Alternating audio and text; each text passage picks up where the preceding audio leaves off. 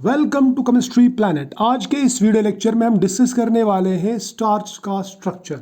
हम देखेंगे अमाइलोस क्या होता है और अमाइलोपेक्टिन क्या होता है, स्टार्च क्या होता है।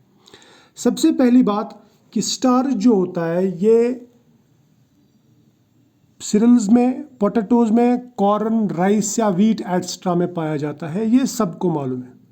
लेकिन एक बात याद रखना, स्टार्च जो पॉलीसेकेराइड है ये कोई प्योर पॉलीसेकेराइड नहीं है, बल्कि ये मिक्सचर ऑफ टू पॉलीसेकेराइड्स है। इसमें से एक पॉलीसेकेराइड कहलाता है अमाइलोस और दूसरा कहलाता है अमाइलोपेक्टिन।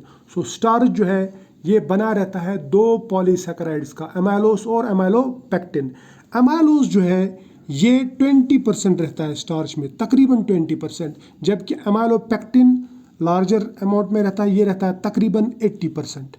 और ये वाला जो पॉलीसेकेराइड है स्टार्च का, ये वाला जो कंपोनेंट है ये है वाटर सॉल्युबल, जबकि अमाइलोपेक्टिन वाटर इनसॉल्युबल है। और स्टार्च में जो हमें ब्लू कलर आता है आयोडीन की वजह से, आयोडीन टेस्ट में, यानी आयोडीन के साथ में जब स्टार्च रिएक्ट करता है वो देता है ब्लू कलर, तो वो ब्लू कलर भी इस अमाइलोस की वजह से आता है। अमाइलोपेक्टिन कोई कलर फॉर्मेशन नहीं करता, ये आयोडीन के साथ में इनर्ट रहता है। ठीक है, अब चाहे स्टार्च में अमाइलोस हो या अमाइलोपेक्टिन हो, अगर हम इसकी कंप्लीट हाइड्रोलिसिस करेंगे, एसिड हाइड्रोलिसिस, तो ये हमें देता है डी ग्लूकोज, ये भी हमें देता है डी ग्लूकोज। तो इसका मतलब ये हुआ कि जो स्टार्च है वो बना रहता है डी ग्लूकोज यूनिट्स का। So starch is a polymer of D glucose units. Amylose भी polymer of D glucose units, amylopectin भी डी ग्लूकोज यूनिट्स। तो दोनों डी ग्लूकोज यूनिट से बनते हैं, तो इसका मतलब स्टार्च जो है वो कम्प्लीटली डी ग्लूकोज यूनिट से बना हुआ रहता है। ठीक, और स्टार्च को जब हम पानी में मिलाते हैं तो हमें देता है कोलाइडल सॉल्यूशन। उसमें ये वाला पोर्शन डिजॉल्व होता है, ये वाला पोर्शन डिजॉल्व नहीं होता है, हमें मिलता है कोलाइडल सॉल्यूशन। अब अगर हमें स्टार्च का स्ट्रक्चर समझना है तो स्ट्रक्चर समझने के लिए हमें इन दोनों का स्ट्रक्चर समझना होगा, क्योंकि स्टार्च प्योर नहीं है, वो बना रहता है अमाइलोस और अमाइलोपेक्टिन से। तो सबसे पहले हम डिस्कस करेंगे स्ट्रक्चर ऑफ अमाइलोस। अमाइलोस का अगर हम एम्पेरिकल फार्मूला देखेंगे तो ये इसका जो एम्पेरिकल फार्मूला है वो आता है C6H10O5। और अगर हम इसकी हाइड्रोलिसिस करेंगे तो ये सिर्फ ग्लूकोज देता है, glucose units. So it is a polymer of D glucose units. लेकिन डायस्टेस के साथ में अगर इसकी हाइड्रोलिसिस कराई जाए, डायस्टेसिक एंजाइम है वो इस अमाइलोस को ब्रेक करता है माल्टोस में। माल्टोस गुड क्वांटिटी में मिलता है, अच्छी क्वांटिटी में मिलता है, अच्छी यील्ड में मिलता है।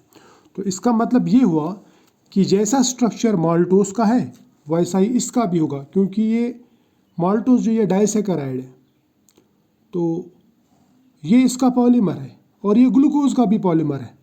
माल्टोस में जो लिंकेज रहता है वो रहता है alpha D linkage, alpha 1,4 linkage.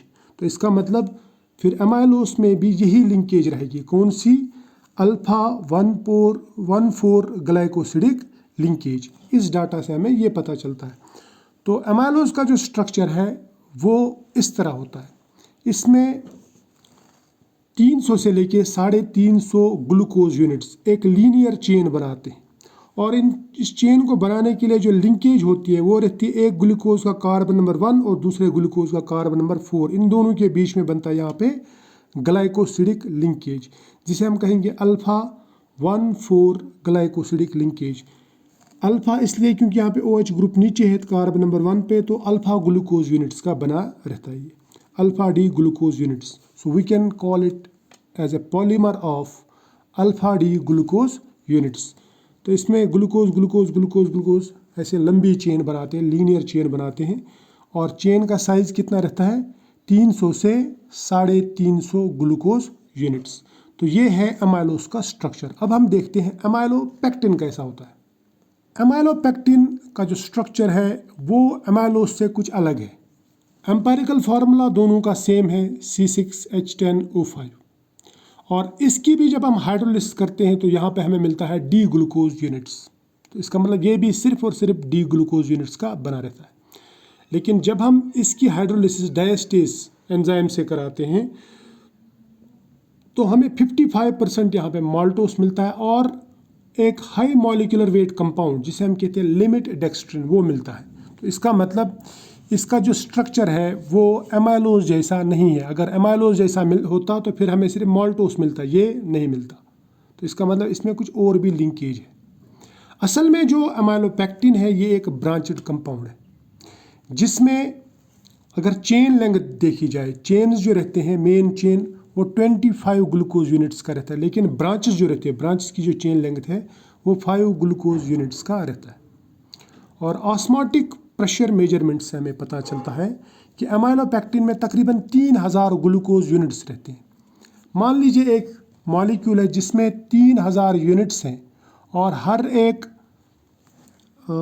Molecule में, एक पॉलीमर मॉलिक्यूल में, एक मैक्रो मॉलिक्यूल में जो मेन चेन है वो 25 यूनिट्स का और ब्रांच 5 यूनिट्स का। तो उस हिसाब से हमें पता चलता है कि इसका जो ब्रांचिंग होगा 3000 को 25 मेन चेन और 5 के हिसाब से ब्रांचेस में कन्वर्ट करो तो हमें तकरीबन 120 ब्रांचेस मिलेंगी पर एमाइलोपेक्टिन। तो इसका मतलब एक एमाइलोपेक्टिन मैक्रोमॉलिक्यूल में तकरीबन 120 ब्रांचेस रहती है और हर ब्रांच में 5 ग्लूकोज यूनिट्स रहते हैं और हर एक मेन चेन में 25 ग्लूकोज यूनिट्स रहते हैं। बात समझ में आ रही है? शाबाश। अब हम इसका स्ट्रक्चर देखते हैं, स्ट्रक्चर कैसा है। देखिए, ये मान लीजिए ये एक पॉलीमर चेन है अल्फा डी ग्लूकोज का, है ना। इसमें डी ग्लूकोज यूनिट्स हैं, अल्फा 1,4 लिंकेज है। जिस तरह से एमाइलोस में थी वैसे ही यहाँ पे भी होता है, लेकिन फ़र्क कहाँ पे आता है? फ़र्क यहाँ पे आता है कि इसमें यहाँ पे ब्रांचिंग होती है कार्बन नंबर 6 पे, जिसे हम कहते हैं अल्फा 1,6 ग्लाइकोसिडिक बॉन्ड बनता है यहाँ पे। यानी ब्रांच के कार्बन नंबर 1 और मेन चेन के कार्बन नंबर 6 पे यहाँ पे अल्फा ग्लाइकोसिडिक बॉन्ड बनता है, जिससे यहाँ पे ब्रांचिंग होती है, ठीक है। और इस ब्रांचिंग की वजह से एमाइलोपेक्टिन एमाइलोस से बिल्कुल अलग हो जाता है, ये वाटर इनसॉल्युबल हो जाता है। मेन चेन में जो ब्रांचिंग है, जो कनेक्टिविटी है, जो लिंकेज है वो है 1,4 लिंकेज। यानी चेन्स जो बनती है वो बनती है 1,4 लिंकेज से, 1,4 अल्फा ग्लाइकोसिडिक बॉन्ड। लेकिन जो चेन्स बनती है वो बनती है अल्फा 1,6 ग्लाइकोसिडिक बॉन्ड से। तो आपको ये बातें याद रखनी है। ये है एमाइलोपेक्टिन का स्ट्रक्चर। इससे पहले एमाइलोस का स्ट्रक्चर हमने देखा। तो आई होप आपको ये जो स्ट्रक्चर है स्टार्च में एमाइलोस और एमाइलोपेक्टिन का, ये समझ में आया होगा। आपको स्टार्च का स्ट्रक्चर समझ में आया होगा। अगर कहीं पे भी कंफ्यूजन है कोई, तो आप इसको एक बार फिर से देख लेना। अगर फिर भी कंफ्यूजन दूर नहीं हुआ तो आप मुझे कांटेक्ट कर सकते हैं, आप मुझे कमेंट्स में बता सकते हैं। और अच्छा लगा तो लाइक ज़रूर करना, दोस्तों के साथ में शेयर भी करना। मिलते हैं नेक्स्ट वीडियो में, तब तक के लिए बाय।